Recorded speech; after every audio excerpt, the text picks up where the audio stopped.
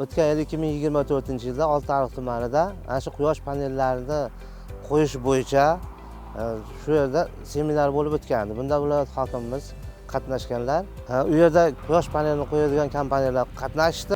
Ko'pchilik mutaxassislar ham o'zini tavsiyalarini berishdi.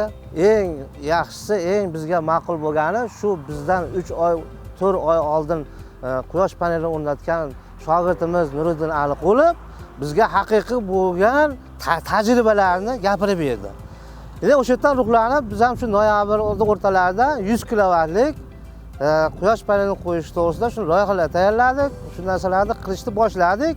Men o'zimda 500 tonnalik xolodilnigim bor, muzlatgichim bor. 100 kilovatlikni o'rnatib shu dekabrda o'rtalarida ishga tushirdik.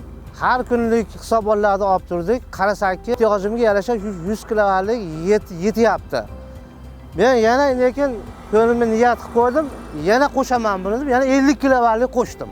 Hozirgi kunda menga o'zimga 5 ta agregatimga 100 kilovatlik quyosh paneli yetyapti.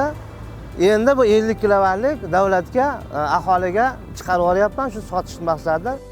Mana buni qayerdan bilib olinadi? Quyosh panelini ishlatish, buni foydasini qayerdan bilasiz? Mana bu yerda bu aqlli счетчик. Bu aqlli счетчик. Bular nomeri bor. O'zi zavod tomonidan bular sinovdan o'tgan nimalar. Mana qarasiz, qaraysiz.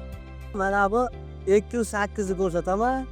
Mana bu 208 meni mana o'zimdan orttirib davlatga chiqarganim mana. 13200 kilovat o'zimdan orttirib davlatga chiqardim. Daromad yaxshi. Hammaga shu tadbirkorlarga ham, aholiga ham ishonch bilan aytaman, buni qo'yinglar, qo'yish kerak buni.